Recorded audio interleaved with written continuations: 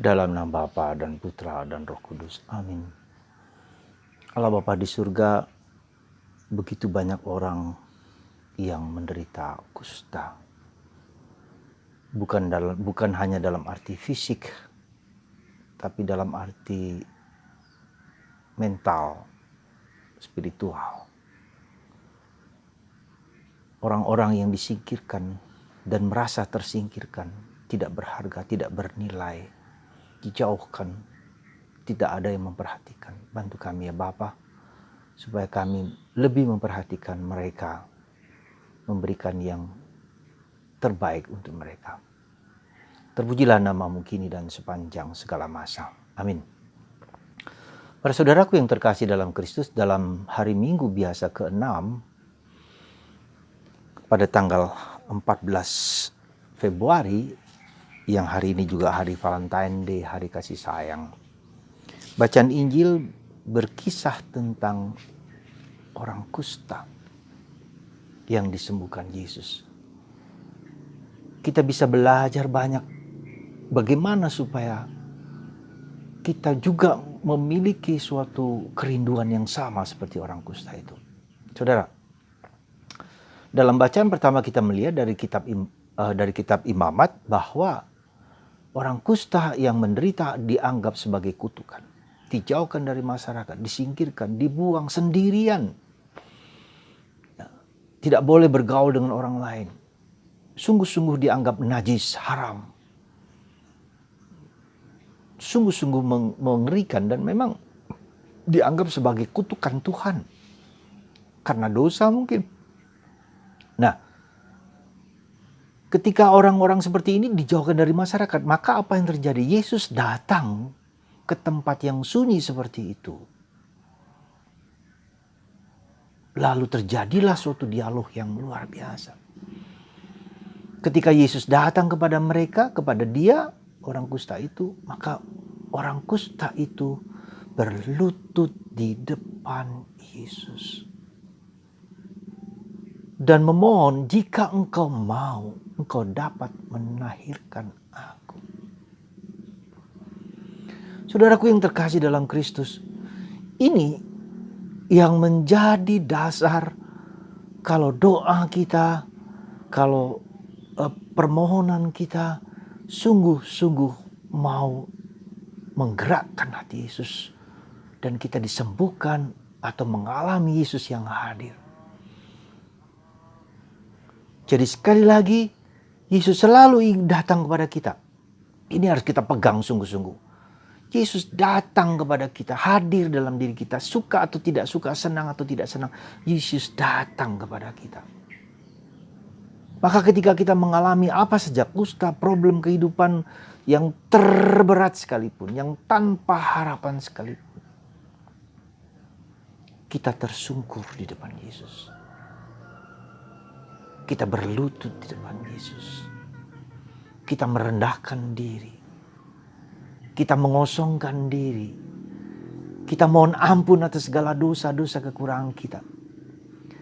Ungkapan Yesus kalau engkau mau adalah ungkapan dari seluruh kerendahan hati yang hadir, yang hidup, yang menggelayut, yang berkobar-kobar dalam hatinya. Masih dia penuh kerendahan hati jika engkau mau. Jadi berlutut dan mohon. Tidak menyalahkan A, B, dan C. Tidak menyalahkan Tuhan. Tidak menyalahkan siapa-siapa. Tidak memberontak. Tidak protes. Tidak apa. Tapi bersandar kepada Tuhan. Bukan bersandar kepada penyakit pada diri sendiri. Ini saudaraku terkasih dalam Kristus. Maka setiap kali kita mengalami problem kehidupan, penderitaan, salib, apa saja yang kita alami, mari kita sujud menyembah Tuhan. Mohon ampun. Tentu pasti ada kesalahan, kelemahan dari pihak kita. Apapun bentuknya. Kita juga mungkin marah, kecewa, gelisah, cemas, mangkel, balas dendam. Mari kita datang kepada Yesus untuk menggerakkan supaya Yesus tergerak gitu lah, belas kasihan.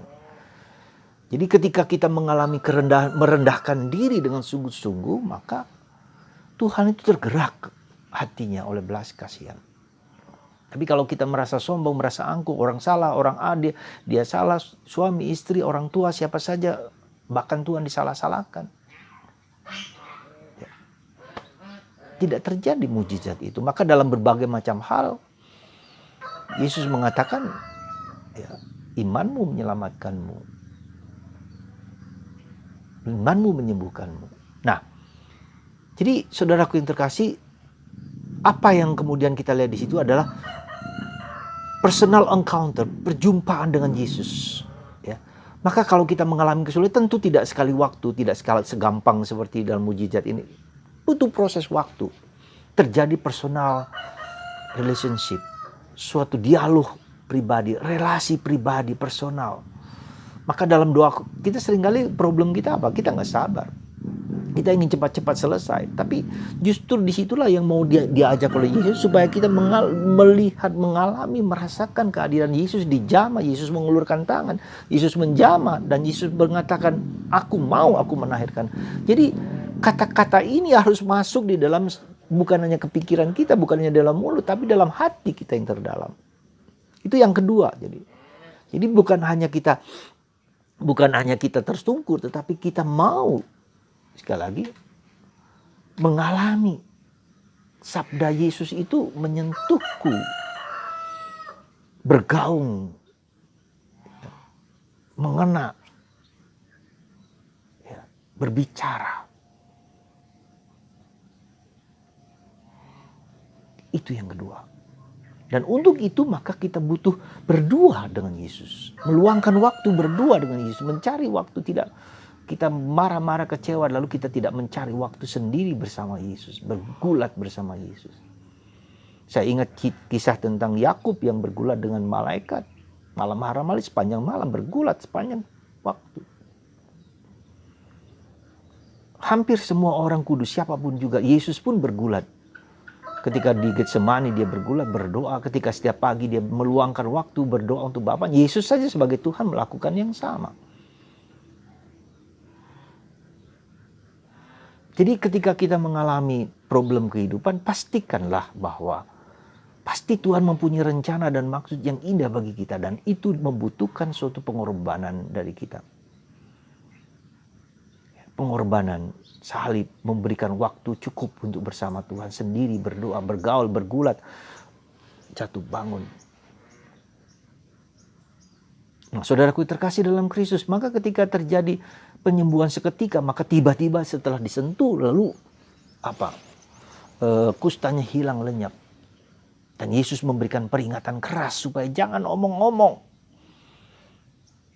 Apa ini artinya saudaraku terkasih? Kalau kita mengalami katakanlah revelasi, pernyataan, pengalaman akan Allah. Gak perlu berkuar-kuar, gak perlu memberikan kesaksian yang hebat-hebat. Karena apa? Kita bisa cenderung saya yang menjadi dimuliakan. Bukan Yesus, bukan Tuhan yang dimuliakan. Maka dalam bacaan kedua hari ini ketika kita melakukan segala sesuatu, Tuhan yang kita muliakan. Bukan aku, bukan agung, bukan kehebatan diriku. Bukan siapakah aku ini, tidak. Bukan itu. Di samping itu Yesus mau mengatakan kenapa kamu jangan omong banyak kepada orang lain supaya sekali lagi kita tidak memuliakan diri kita sendiri. Bacaan kedua hari ini surat Paulus. Karena kita bisa cenderung memuliakan diri kita sendiri. Kita mungkin Tuhan sungguh-sungguh hadir memang dalam diri kita, Tuhan bekerja dalam diri kita. Tapi tidak jarang kita memuliakan diri kita sendiri. Bukan Tuhan. Bisa jatuh ke sana. Jadi saudaraku terkasih dalam Kristus, mari ya dalam hari ini sebetulnya Yesus mau mengajak kita untuk tinggal, mengosongkan diri, mati bagi diri kita sendiri, supaya Tuhan berkuasa, fokus kepada Tuhan bukan kepada diriku sendiri. Yang kedua, dalam hidup kita pasti kita ingin dalam hati kecil kita, semua dari kita ingin mendapatkan mujizat, pasti itu. Maka orang-orang yang diberi karunia akan berdatangan kepada orang-orang yang dapat memberikan mujizat. Tapi sekali lagi saudaraku terkasih, mujizat memang Yesus lakukan dan akan dilakukan kapanpun. Dia Yesus yang sama, yang dulu, sekarang, dan akan datang. Tapi jangan bersandar kepada mujizat. Dikasih rahmat, mujizat atau tidak bukan yang terpenting, tapi perjumpaan dengan Yesus ini yang menjadi penting, yang jadi besar. Dan ingat, saudaraku terkasih, Yesus dimuliakan bukan pada waktu mujizat. Maka seringkali dia menolak untuk pergi ke tempat lain ketika dia diminta untuk mujizat. Justru ketika Yesus disalib, komandan pasukan Romawi berkata, inilah sungguh-sungguh anak Allah dalam salib. Luar biasa. Jadi kalau kita mengharapkan mujizat-mujizat, boleh, pasti, sah-sah saja. Ya. Tapi lebih dimuliakan ketika dalam penderitaan kita mengenal Yesus adalah anak Allah. Seperti komandan pasukan yang menyalibkan Yesus. Ia sungguh-sungguh anak Allah. Siapakah orang itu? Orang Romawi. Bukan orang Yahudi yang bersama mereka, tapi orang Romawi. Yesus adalah anak Allah justru ketika disalib. Apakah salib kita, saya mengenal salibku ini, salib Yesus. Kita mengenal Allah, anak Yesus sebagai anak Allah. Karena ini kunci. Ya. Ketika orang tidak mampu mengenal Yesus sebagai anak Allah, hanya sebagai manusia bukan sebagai Allah, maka gagal, tidak bisa. Dan kita sebagai orang beriman juga harus belajar menemukan itu. Yesus, engkau anak Allah. Engkau Allah, Yesus, ya Yesus Tuhanku. Semoga saudaraku terkasih, Anda dan saya dapat berseru dengan suara yang sama. Yesus, engkau anak Allah. Ya Tuhanku dan Allahku. Lewat salib, penderitaan, dan personal relationship. Pergulatan batin, jatuh bangun. Karena itu berbuah pemujian Allah di atas segala sesuatu. Bukan aku ya Tuhan, bukan aku, tapi Engkau. Tuhan memberkati Anda semua, melindungi, menguatkan Anda, dan menyembuhkan Anda dari segala macam penyakit, terutama virus. Dan kita bertahan menyembah Kristus, anak Allah yang hidup. Dalam nama Bapa dan Putra dan Roh Kudus. Amin.